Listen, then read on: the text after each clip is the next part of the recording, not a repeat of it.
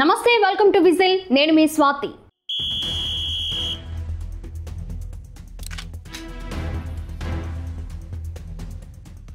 పంతొమ్మిది మంది సజీవ దహనం వెనుక అసలు కారణం ఎవరు, ఈ ప్రమాదానికి కారణం ఎవరు అనే విషయాలు ఇప్పుడు సోషల్ మీడియాలో వినిపిస్తున్నాయి.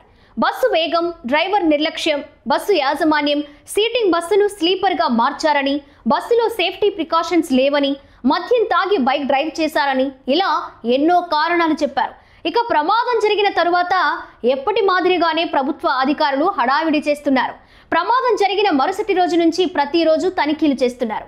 ఇప్పటి వరకు 100కు పైగా బస్సులు నిబంధనలు పాటించకుండా తిరుగుతున్నాయని గుర్తించినట్లు ప్రకటించారు. వాటిని సీజ్ చేస్తున్నట్లు కూడా ప్రకటిస్తున్నారు. అయితే ఇక్కడే అసలు ప్రశ్నలు తలెత్తుతున్నాయి. నిజానికి నిబంధనల ఉల్లంఘన మాత్రం ఎప్పటి నుంచో జరుగుతోంది. ప్రమాదానికి గురైన బస్సు దాదాపు 2 ఏళ్లుగా తెలుగు రాష్ట్రాల్లో తిరుగుతూనే ఉంది. ప్రతిరోజు ప్రయాణికుల ప్రాణాలతో చెలగాటం ఆడుతూనే ఉంది. ఈ బస్సు మాత్రమే కాదు, ఈ 3 రోజుల్లో అధికారులు పట్టుకున్న బస్సులన్నీ కూడా ఎప్పటి నుంచో తిరుగుతున్నాయి. కానీ అధికారులు మాత్రం వాటిని ఇప్పుడే గుర్తించారు. ఇప్పటి వరకు కనీసం వాటి వైపు కన్నెత్తి కూడా చూడలేదు. ఇక ప్రమాదం తరువాత ప్రభుత్వం, అధికారులు, పోలీసులు చేస్తున్న హడావిడి అంతా ఇంతా కాదు. ప్రమాదం జరిగిన తరువాత యథావిధిగా బస్సులు తనిఖీ చేపట్టారు.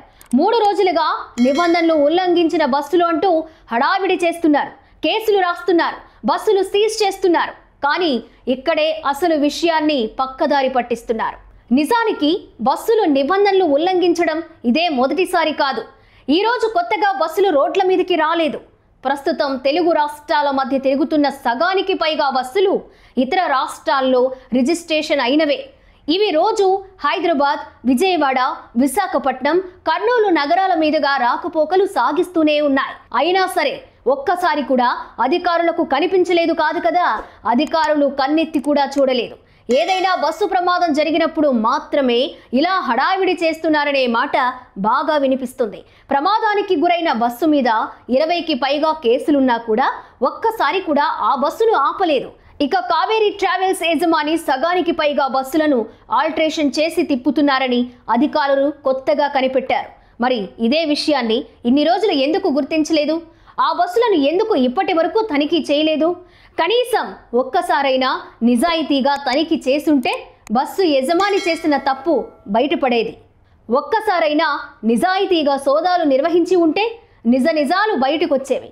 ఒక్కసారైనా నిజాయితీగా చెక్ చేసి ఉంటే ఫైర్ సేఫ్టీ వంటి జాగ్రత్తలు తీసుకున్నారో లేదో తెలుస్తుంది. చెరువులో బర్రెను పెట్టి బేరమాడినట్లుగా అధికారులు బస్సును బయట నుంచే చూసి బస్సు కాగితాల మధ్యలో గాంధీ ఉన్నారో లేదో 1కి 10 సార్లు చూసుకుని ఫిట్నెస్ సర్టిఫికేట్ ఇస్తే ఇలాంటి ప్రమాదాలే జరుగుతాయి. అమాయక ప్రాణాలు గాలిలో కలిసిపోవడానికి, కాలి బూడిదవ్వడానికి అధికారుల నిర్లక్ష్యం, అవినీతి కారణమనే మాట బాగా వినిపిస్తుంది. ప్రమాదానికి బైకర్ నిర్లక్ష్యం, బస్సు డ్రైవర్ అజాగ్రత్త, యజమాని తీరు కాదని కేవలం ప్రభుత్వ అధికారుల పనితీరు మాత్రమే కారణమంటున్నారు నెటిజన్లు. ఇప్పుడు తనిఖీల పేరుతో చేస్తున్న హడావిడి కూడా మరో 2 రోజుల్లో ముగిసిపోతుందని సెటైర్లు వేస్తున్నారు. ఇక వీటికి తోడు ప్రజలకు చట్టాల పట్ల భయం కూడా ప్రమాదానికి కారణమని తెలుస్తోంది.